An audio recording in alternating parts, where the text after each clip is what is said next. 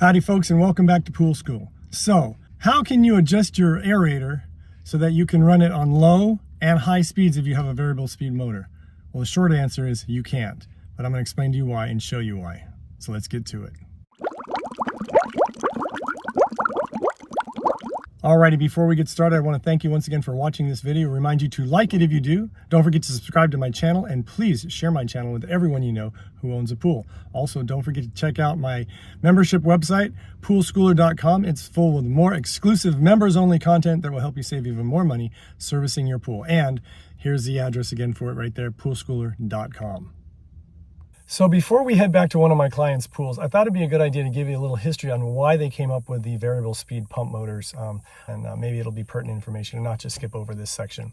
There are a couple reasons for coming up with the variable speed pumps and motors. One was energy savings. When you've got a pump that runs between 6 and 8 hours a day to adequately clean and filter the pool, that's putting a lot of energy through that system, and you're using a lot of electricity. So that's one of the reasons they did it. Another reason was to save wear and tear on the actual pump motor itself.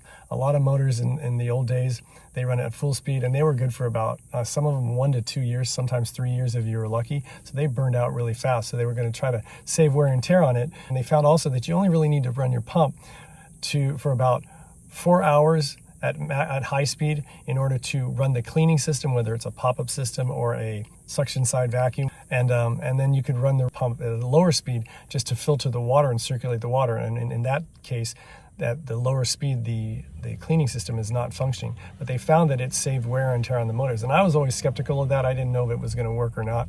But it really did, and I'm very much a believer in the variable speed pump motors because they do last a heck of a lot longer than the old-fashioned single-speed motors and pumps. So that's really why they came up with those. But it poses a couple problems when it comes to erosion-type chlorinators and also with the aerators. So now, with that history behind you, let's go to a pool and check out the aerator. Okay, so I'm at one of my clients' pools, and they run their aerators. I don't have them on right now, but they had asked me the similar question is, can we run our aerators on low speed and have the same amount of spray as when it's high speed? And here's something to keep in mind. The faster the pump motor turns, the more water it's going to move, and so you're going to have greater water pressure. So that makes it very difficult. But typically, a low speed for a pump for it's filtering just the water and not using the cleaner. Do you notice the cleaner is running right now? Because it's running at full speed, which is about 3,400 RPM. But typically to run a pump and to get it to filter just the water, you're looking at about 2,000 RPM. And then for the cleaning system to work, you're looking at about 3,400 RPM. So let's go ahead and set the pump to 2,000 RPM and turn on the aerators to where they're functioning good enough and blowing enough water, and see what happens then when we turn it up to full speed, which is 3,400 RPM. Okay, right now I have the pump running at 2,000 RPM, which is the low speed for when it filters just the water. And notice that the pool cleaner is no longer moving around the pool very fast at all. It still moves a little bit, but again, you notice I've got the aerators, I've got them on full open. So that's how far they're spraying. Now I'm going to change it over to high speed, which is about 3,400, 3,450 RPM for the cleaning system to work, and watch what happens with the spray. All right, so the pump's getting faster and faster, and notice where the water's spraying.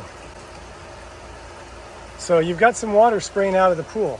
Now, if you have a pool that the aerator has a lot of distance to throw, you might be able to get away with it. But again, this thing's moving a lot more water, creating a lot more water pressure, return pressure, so it's going to throw the water a lot further.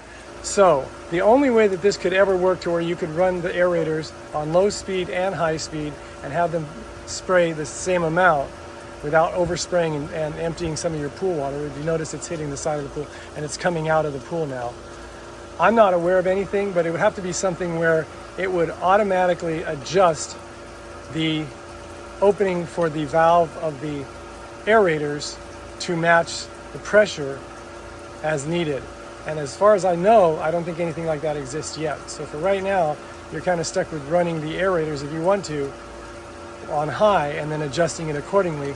And then when you run it on low, then it's going to spray a little bit, but not nearly as much as like with the high. So let's go ahead and adjust this to where they're spraying as best as they can without flowing out of the pool on high, and then see what happens when we shut it down to low.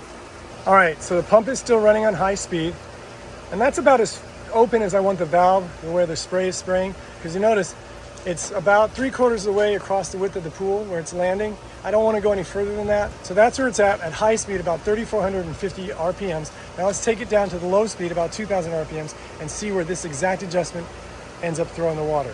Okay, so now I have it at the lower speed. It's about 2,000 RPM, and that's about where it's throwing the water. Obviously, it's about 2/3 less as far as the spray, but that's about the best you can do if you want to do it that way. But again, if you decide that you're going to adjust your aerators, adjust them with the pump motor running at high speed to the maximum distance that it can safely throw the water without throwing water out of the pool. And then that's about as far as you can go. And then it'll adjust down naturally when the pump RPM drops. Then you don't have to adjust it, but that's where you'll end up. So that's about the best you can do, folks.